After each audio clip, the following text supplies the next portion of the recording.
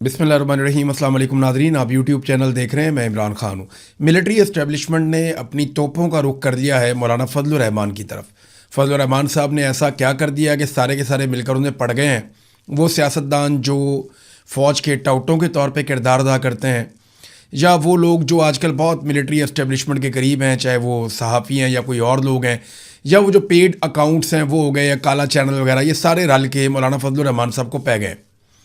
उसकी वजह क्या है कि फजलुर रहमान साहब ने एक तकरीर की हाल ही में, और जो तकरीर की उसमें 4 से 5 ऐसी बातें हैं जो पाकिस्तान के इस वक्त मौजूदा मिलिट्री रजीम को चुभ गई, या आप कहें तो आसिम मुनीर साहब को या उनके लिए काम करने वाले जर्नैलों को ये 4-5 बातें चुभ गई।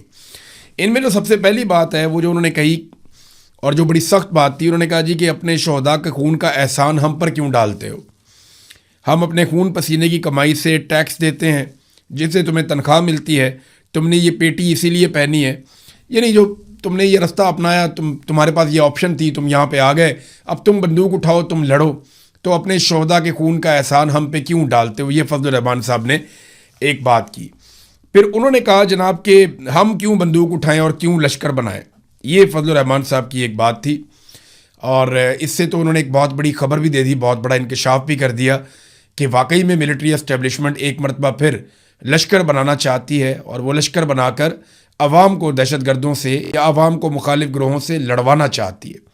और ये जो इस वक्त बलूचिस्तान में कत्लेआम हुआ पुलिस वालों का, वो लवाकिन क्या कह रहे हैं, वो भी इससे मिलती जुलती बात कर रहे हैं। मैं उनके ऊपर बाद में जाऊँगा, फजलुर रहमान साहब की बाकी बातें। उन्होंने कहा जी कि वर्दी उतार कर इलेक्शन लड़ो अगर तुम्हें इतना ही शौक है। ये भी एक चैलेंज फजलुर रहमान साहब ने किया। इस पर बहुत गुस्सा चढ़ता है फ़ौज को हमेशा। वो ये कहते हैं कि आप अनकंडीशनली इस बात को तस्लीम करें कि हमारा जो चीफ़ है या हमारा जो आर्मी चीफ़ है वो पाकिस्तान का सबसे मकबूल आदमी है, वो है पाकिस्तान का सबसे बड़ा हीरो। इसको आप अनकंडीशनली आप मान लें, इसके रास्ते में आपने कोई रोड़े नहीं अटकाने। ये हमेशा से एक हीरोइज़म, एक हीरोगिरी का शिकार रहते हैं। लेकिन मामला ये है कि ग्राउंड रियलिटी ये नहीं होती। तो जब भी कभी कोई ग्राउंड रियलिटी की बात करता है तो वो लोग यही कहते हैं कि आ जाओ इलेक्शन लड़ लो, काउंसलर का इलेक्शन लड़ लो, आपको पता चल जाएगा। जब परवेज़ मुशर्रफ, जिनको बहुत जोम था अपनी मकबूलियत का, जब उन्होंने इलेक्शन लड़ा तो पूरे पाकिस्तान में एक सीट मिलेगी उन्हें। जो है जिस तरफ जा रही थी वहाँ से उसने रुख बदला है, और इसके पीछे बहुत ज़्यादा एक्टिविटी हुई है। यानी अगर आप गुज़िश्ता 15 से 20 दिन का जायज़ा लें तो चीज़ें जा रही थी मुज़ाकरात की तरफ, चीज़ें जा रही थी हल होने की तरफ। इमरान खान की रिहाई के मामला तय हो रहे थे, और इमरान खान साहब को कुछ ऑफ़र्स भी की जा रही थी। अब आपने गौर किया होगा कि इमरान खान साहब, उनकी बहनें या उनकी पार्टी के बाकी लोग, वो सारे लोग अब खुलकर कहना शुरू हो गए हैं कि इमरान खान साहब को ऑफ़र्स की गई और उन्हें डील ऑफ़र की गई। फिर इमरान खान साहब, आपको इस बात का आइडिया पहले से हो चुका होगा कि वो भांप लेते हैं वक्त आने से पहले कि अब होने क्या जा रहा है। यानी उन्हें पाकिस्तान की सियासत की जितनी समझ बूझ है, इस हवाले से उन्होंने जितने भी इससे पहले तखमीने लगाए या जितनी भी उन्होंने पेशन गोइयाँ की, वो सारी दुरुस्त साबित हुई। एक ऐसे वक्त में इमरान खान साहब का एक बड़ा सख्त ट्वीट आ जाना और उसमें वज़ीर आज़म को आर्मी चीफ का अर्दली करार देना, ये इशारा दे रहा था कि मामला उतने ठीक नहीं हैं जितने दिखाई दे रहे हैं। पाकिस्तान के मीडिया को, पाकिस्तान के तज्ज़ियाकारों को, पाकिस्तान की पॉलिटिकल पार्टीज़ को, इवन जो हुकूमत के अंदर बैठे हुए लोग हैं, उन्हें भी आइडिया नहीं था कि बैकडोर चैनल पे हुआ क्या है। अब मैं कुछ चीज़ें आपके सामने रख देता हूं कि जितने भी मोहरे हैं उन सबको इकट्ठा किया गया है, जितने भी मोहरे हैं उन सबको एक्टिवेट किया गया है, और एक मरतबा फिर से प्रोपेगेंडा की एक नई वॉर शुरू होने जा रही है। अब आप बड़े सख्त जुमले देखेंगे, बड़े सख्त बयानात देखेंगे, बहुत सारे जो है वो टाउट्स वो एक्टिव हो जाएंगे, एस्टेब्लिशमेंट की तरफ से सख्त बयानात आएंगे। मुमकिन है कि आने वाले दिनों में DGISPR भी एक सख्त प्रेस कॉन्फ्रेंस कर दें। देखिए, हुआ ये है कि गुज़िश्ता 3 हफ्ते के अंदर पाकिस्तान की एस्टेब्लिशमेंट ने और हुकूमत ने इस बात का अंदाज़ा लगाने की कोशिश की है कि इमरान खान साहब को अगर बगैर शराइत को मनवाए छोड़ दिया गया तो ज़्यादा बड़ा नुकसान होगा, या अमेरिका की कुछ मुखालफत ले ली जाए तो ज़्यादा बड़ा नुकसान होगा। देखिए, अगर पाकिस्तान के नुक्ता नज़र से देखें तो फिर पाकिस्तान को ज़्यादा नुकसान तो इस बात का है कि पाकिस्तान के खारजी ताल्लुकात मगरबी दुनिया से ख़राब हो जाए, तो लाजमी बात है उस पर आपका जो बिजनेसमैन है वो इफ़ेक्ट हो जाता है, आपका जो ताजिर है या जो आपके एक्सपोर्टर्स हैं उनको फ़र्क पड़ता है, आपकी इकॉनमी को फ़र्क पड़ता है। तो ये ज़रूर होगा। लेकिन जो ज़ाती मफादात हैं या जो इदारा जाती मफादात हैं या जो अजारादारी है जो पाकिस्तान में कई दहाइयों से कायम है, उस अजारादारी को नुकसान उतना बड़ा नहीं होता अगर अमेरिका के साथ थोड़े ताल्लुकात बिगड़ जाते हैं।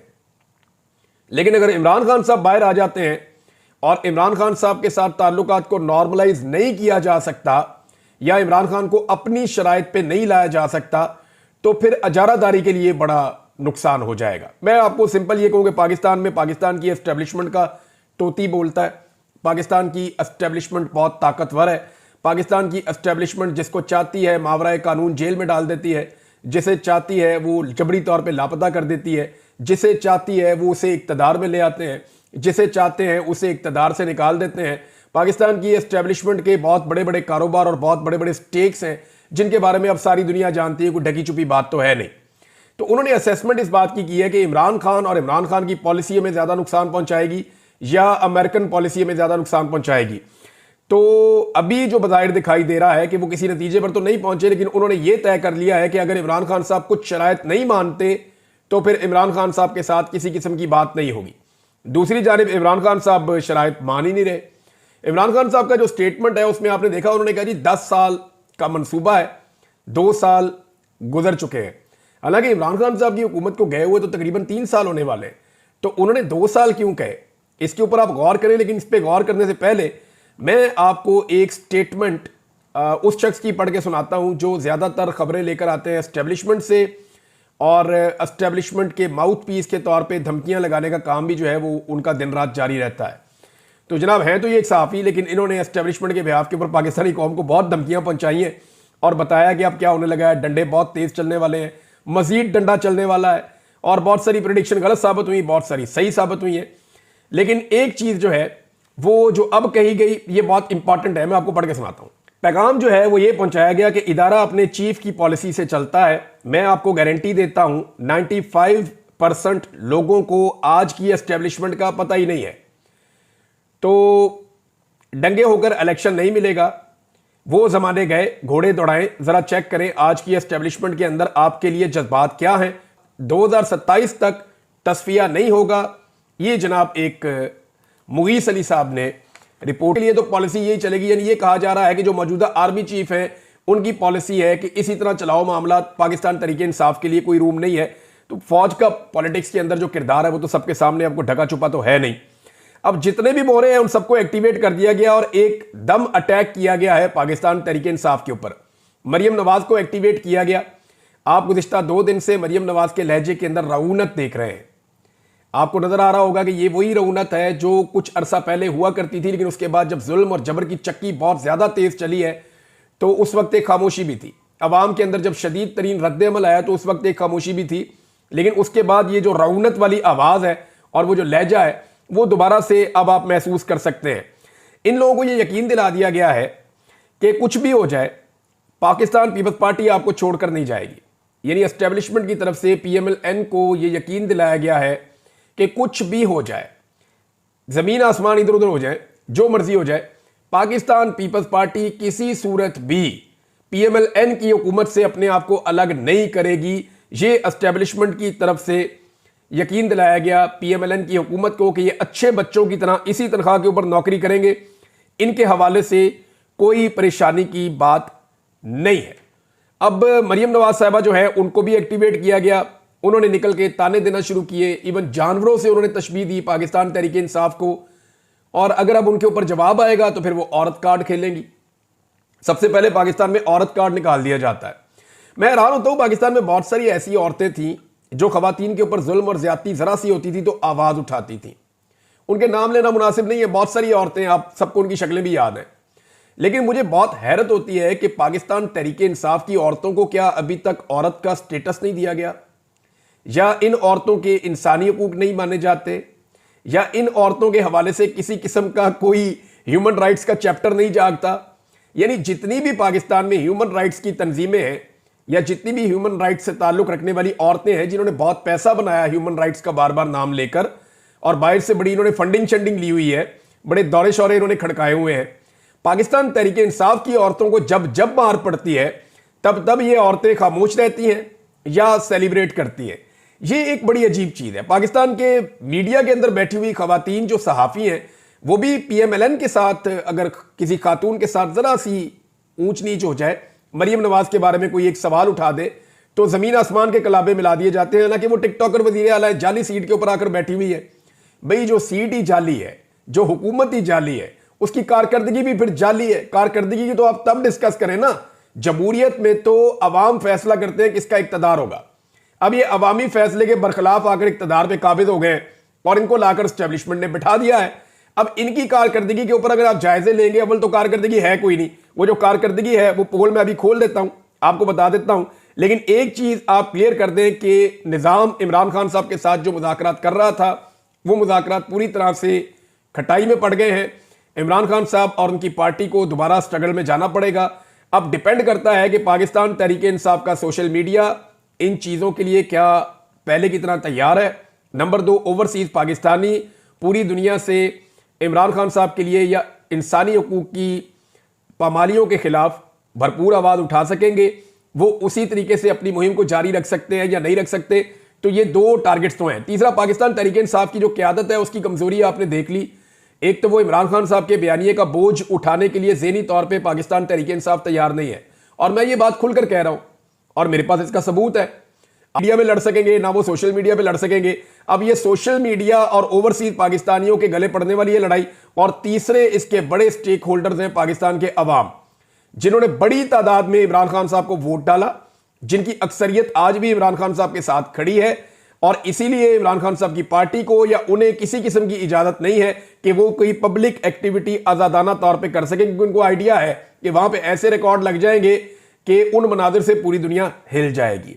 अब औरत कार्ड का इस्तेमाल फौरी तौर पे शुरू कर दिया जाता है। अगर पाकिस्तान तहरीक इंसाफ की औरत ना हो तो, अगर औरत का ताल्लुक पाकिस्तान तहरीक इंसाफ से नहीं है तो फिर वो औरत है। अगर वो तहरीक इंसाफ की है तो उसको अगवा करें, उसको मारें, उसको सड़कों पे घसीटें, उसको बेगुनाह उठा के जेल में डालें, उसके बच्चे उठा लें, उसकी चादर और चारदीवारी का तकद्दुस पामाल करें, आप उसके घर के अंदर दाखिल हो जाएं, आप उसके बेडरूम के अंदर दाखिल हो जाएं, आप उसकी नाजेबा गालियां दें, जो मर्जी करें आप। अगर उस औरत का ताल्लुक पाकिस्तान तहरीक इंसाफ से है तो पाकिस्तान में उस औरत के लिए कोई इंसानी हुकूक नहीं है। यह लिखी पड़ी बात है और इसमें अब कोई दो राय बाकी नहीं है। ओवरसीज पाकिस्तानियों की जानिब से जो है वो प्रेशर का सिलसिला खत्म नहीं हुआ, बल्कि वो प्रेशर का सिलसिला अभी तक जारी है। मैं आपको एक खबर देता हूं, लेकिन उससे पहले फौजी अदालतों के हवाले से चंद अहम सवालात उठ गए हैं। ये केस चल रहा है आईनी बेंच में, हालांकि ये आईनी बेंच मुतनाज़े है। ये आईनी बेंच मुतनाज़े, और मैंने आपको एक बात कही थी, ये आईनी बेंच किसी भी तरफ जा सकता है अकॉर्डिंग टू सिचुएशन। यानी देखना यह होगा कि बैरूनी दबाव अगर बहुत ज्यादा बढ़ रहा है तो फिर ये आईनी बेंच फैसला दे देगा कि फौजी अदालतों के फैसले हम नहीं मानते, वो फैसले फारिग हैं। सारे बंदों के फैसले जो हैं वो सिविलियन कोर्ट्स के अंदर होंगे, अगर तो बैरूनी दबाव बहुत बढ़ गया और वो कंट्रोल ना हुआ। लेकिन अगर बैरूनी दबाव को कंट्रोल कर लिया गया तो फिर फौजी अदालतों के फैसले जो है वो लिजिटिमेट हो जाएंगे। अच्छा, फौजी अदालतों के फैसले आने के बाद फौरी तौर पे दबाव बहुत ज्यादा बढ़ गया है जो ट्रायल कोर्ट्स हैं उनके ऊपर, और शदीद तरीन दबाव उनके ऊपर डाला जा रहा है कि कुछ भी हो जाए हर हाल में सजाएं सुनाई जाएं। क्योंकि देखिए ना, जो ट्रायल कोर्ट्स हैं वहां से सजाएं नहीं हो रही, बहुत शादो नादर हो रही हैं। जो सजाएं मिलिट्री कोर्ट से दी हैं वो पूरी दुनिया के अंदर खबरें गई हैं, लेकिन सेम केसेस जब गए हैं सिविल कोर्ट्स के अंदर, दूसरी अदालतों के अंदर, क्रिमिनल या फौजदारी अदालतों के अंदर जो ये मामला गए हैं, दहशतगर्दी की अदालतों में गए हैं, तो बहुत सारे केसेस जो है उड़ा के फेंक दिए हैं अदालतों ने। वजह यह है कि पुलिस के पास साबित करने के लिए है ही कुछ नहीं। ज्यादातर लोगों को बेगुनाह पकड़ा हुआ था और कोई ऐसे सबूत, कोई ऐसे एविडेंसेस, ऐसी चीजें इकट्ठी नहीं की पुलिस ने जिसकी बुनियाद के ऊपर वो शहरियों को या एहतजाज करने वालों को सजा दिलवा सके। अब अदालतें तो उसको जज्बात के अंदर नहीं देखती चीजें, वो तो कहती हैं शवाहिद लेके आए, गवाह लेकर आए, चीजें लेकर आए, फुटेज लेकर आए, सबूत मुहैया करें। अब पुलिस के पास है कुछ नहीं, पुलिस ने सिर्फ बंदे उठाए और पैसे कमाए इस सारे खेल के अंदर। लिहाजा 9 मई के मामले के अंदर अब ट्रायल कोर्ट्स के ऊपर बहुत ज्यादा दबाव आ रहा है फौजी अदालतों के फैसलों के बाद कि हर हाल में सजाएं सुनाई जाए, और वहां पे भी आप आने वाले दिनों में चीजें तेज होती हुई देखेंगे। फौजी अदालतों के हवाले से चंद सवालात, उनमें सबसे पहले तो एक सवाल, इंपॉर्टेंट सवाल है, जो 1.5 साल से 2 सवाल पेंडिंग चल रहे हैं। यानी ये फौजी अदालतों वाला मामला जो है ये सुप्रीम कोर्ट में 1.5 साल से है। इस पे साकिब बशीर साहब ये बताते हैं कि ये मामला जून जुलाई 2023 से ज़ेर इल्तवा है। अक्टूबर 2023 में एक फैसला आया, दिसंबर 2023 में अपीलें हुई, अब जनवरी 2025 में दो सवालों के जवाब अभी तक नहीं आए। नंबर एक, मिलिट्री कोर्ट्स को 103 सिविलियंस की हवालगी कैसे हुई, वजूहात के साथ ऑर्डर कहां है। अब यह है बड़ा सवाल, क्योंकि फौज तो बंदे गिरफ्तार नहीं कर सकती। इन बंदों की गिरफ्तारियां कहीं ना कहीं तो होनी थी, पुलिस ने करनी थी या किसी और इदारे ने करनी थी। और जब ये गिरफ्तारियां होनी थी तो इनको एक प्रोसीजर के तहत फौज की हिरासत में देना था या फौज के हवाले करना था। तो वो प्रोसीजर क्या था, इसके बारे में अभी तक कोई जवाब, 1.5 साल हो गया लगभग, अभी तक इसका जवाब नहीं आया। 1 साल से ज्यादा हो गया। नंबर 2, किस बुनियाद पर, किसने तय किया ये केसेस सिविलियन कोर्ट्स में जाएंगे और बाकी 103 मिलिट्री कोर्ट्स में जाएंगे। अच्छा, ये बहुत इंपॉर्टेंट है। ये नुकता मैंने भी पहले उठाया था कि अजीबोगरीब बात है कि 103 बंदे उठा के मिलिट्री कोर्ट में दे दिए और बाकी 10,000 के करीब बंदा था वो पकड़ के जो है वो जेलों में बंद कर दिया। उनके केसेस वहां चल रहे हैं। यानी यास्मीन राशिद साहबा मिलिट्री कोर्ट में नहीं है, एजाज चौधरी साहब मिलिट्री कोर्ट में नहीं है,